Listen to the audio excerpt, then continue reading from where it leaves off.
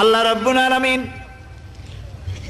কোরআনে কারীমের ভিতরে নবীজির নাম একটি বারের জন্য নাম ধরে তাকে ডাকেন নাই, বরং তিনি বলেছেন তোমরা পরস্পর পরস্পরকে যেভাবে নাম ধরে ডাকাডাকি করো আমার নবীকে সেভাবে নাম ধরে ডাকবে না। আল্লাহ নিষেধ করেছেন আমার নবীর নাম ধরে ডাকবে না। সুবহানাল্লাহি ওয়া বিহামদিহি।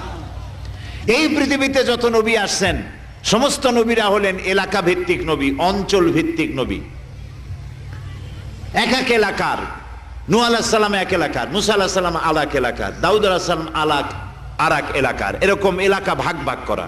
কিন্তু মুহাম্মদ সাল্লাল্লাহু আলাইহি ওয়াসাল্লামকে আল্লাহ রাব্বুল আলামিন কোন এলাকার জন্য নবী বানান নাই।